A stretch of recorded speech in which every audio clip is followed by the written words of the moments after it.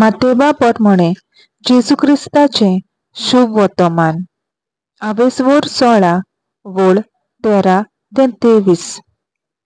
फिलिपाच्या शेजाऱ्याच्या प्रांतांत पावतोच जेजून आपल्या शिसांकोडे विचारले, मनशाच्या पुताक लोक कोण म्हूण धरतात? आनी ताणें जबाब दिलो, कांय जाणां जुआं बातिस्त, कोण कोण एलिजा, दुसरी कोण कोण जेरेमायस व प्रभाद्यांतलो कोण एकलो अशें म्हणटात. ताणें विचारले, तर तुमी हांव कोण म्हणटात? तेन्ना सिमोन पेद्रून असो उलयलो, तूं क्रिस्त, जिव्या देवाचो पूत. जबाब दिवन जेजून ताका म्हणलें, सिमोन, जोनाच्या पुता, तूं सुभागी, कित्याक रोगता मांसान न्हय पूण सर्गार आसत्या म्हज्या बापान हें तुका उक्तें केलां.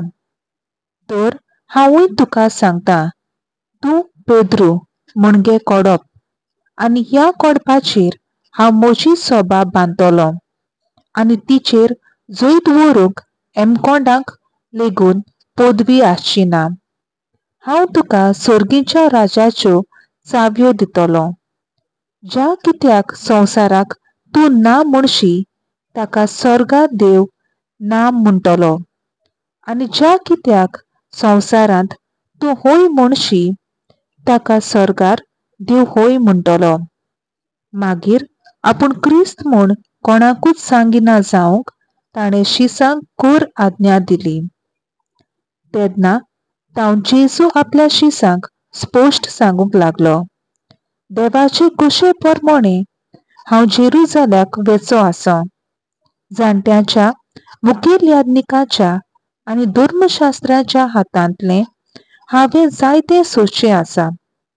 ते म्हाका जिवेशी मारतले, आनी तिसऱ्या दिसा देव म्हाका पुनर्जिवंत करतलो.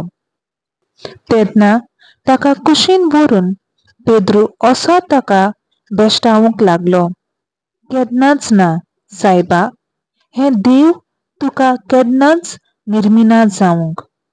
आनी ताणें वळोन पेद्रूक सांगलें, म्हजे मुखावेलो वच, सैताना. हांव आदलून पडून म्हजे वाटेर उबो जाल्लो फातर तूं, कित्याक तूं जें चिंतत मनशाचें तें देवाचें न्हय. देवाचें उतर हें, देवाचो व्हड उपकार.